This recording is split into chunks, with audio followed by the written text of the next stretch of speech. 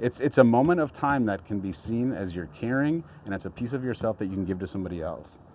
And that's why this archive that I have of these 9,000 alphabets, it's actually something that can be looked at as this moment in time, this crucial moment in our generation right now when technology is taking over our handwritten form. This can be seen as a place where it can be preserved.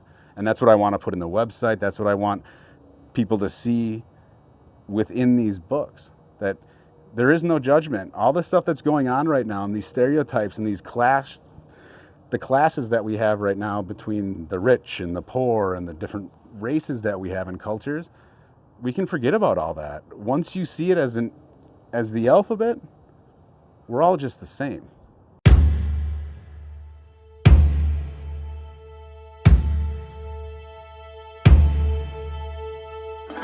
It started out, my professor at school, he asked me, he told me to collect alphabets, meaning to go around, look at books, look at just kind of different things that are printed, and to know the designers, know the forms and the structure.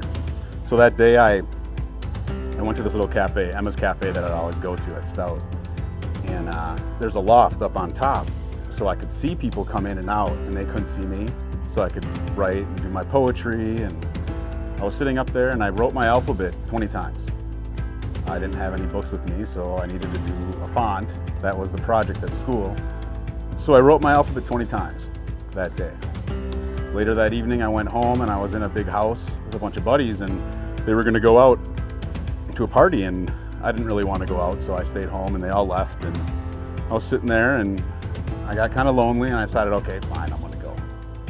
So I got there kind of late and everybody was already there, the house was full, and they had this living room set up with a bunch of couches all on the outside and a table on the interior. And I went to sit down, and I go to sit down, and that little sketchbook that I had in my back pocket. So when I sat down, I sat on the sketchbook and I pulled it out, set it on the table with my pen. Went back, sat down, was talking with some friends. A guy comes out of nowhere, never saw him before, haven't seen him since. Picks up the book, opens it up, sees the alphabets that I wrote previous, writes his alphabet, puts it back on the table. I didn't say anything. About 20 minutes later, another guy comes. This is a friend of mine. He didn't know I bought that book that morning, so he didn't know it was my book. He opens it up, sees the alphabets, writes his alphabet. That night I got 38 alphabets without even asking for one. And that's how it all started. So you can see when people write, there's multiple lines. They can't fit the alphabet in all one line. Right. But this has poetry in it, all different alphabets from all different people. Love letters. Yep. This is your black book and alphabet. Yeah, that's kind of how it started. So I was at Stout and I started collecting alphabets, and it was a way for me in the beginning to just kind of meet people. And I'd go out to the bars or the cafes, and people would write their alphabet and the book would leave, right? So they'd get the book and they'd go and pass it to a friend. And I could forget about it, and I'd be going home, and all of a sudden someone would call out, "Hey Adam, ABC guy, here's your book." And it would always come back to me. So I got really into it, collecting these alphabets, and it became, at that time, inspiration for me. That's what it was, just inspiration. 2 weeks after I was done with school, I was in Europe, in Madrid. I had the vocabulary of like a 12-year-old, pretty much, so my speaking was a little different. And that caused some problems with myself. I kind of lost myself in the language and the culture. I really didn't know who I was. I wasn't as passionate as before. Things kind of changed. And I started to kind of self-medicate myself with alcohol. Well, when you don't know a language or something, what do they tell you to do? Drink a couple beers, right? Or when someone offers you that cigarette, you take that cigarette. I didn't smoke cigarettes until I moved to Europe. And then at the end, I decided, well, I couldn't be doing this with my family, and I decided to come back to the States for treatment, drug and alcohol treatment. So I came back to the States, put myself into drug and alcohol treatment, 28 days in Stevens Point, and then my wife at the time decided she wanted a divorce 2 weeks into treatment. So I was back in the States with a suitcase, no credit history, no insurance. I had absolutely nothing. So I decided, instead of going back to Spain after treatment, I was going to go into sober living. So I went into sober living here in Appleton at the Mooring House for 9 months. I got a job at a mill to concentrate on my recovery. And at this time, I wasn't collecting alphabets. At this time, I was a shell of myself, completely starting over, no passion, no art, no design, nothing. So I started writing again. And it wasn't the writing that I had in Spain with that 12-year-old vocabulary. It was the old self coming back. And I started getting back into the alphabets, but it wasn't the collection that I had before as inspiration. There was more meaning behind it now. And the meaning became really big and profound for me because it was a way to, it was almost recovery for myself, being open, honest, and willing to share yourself.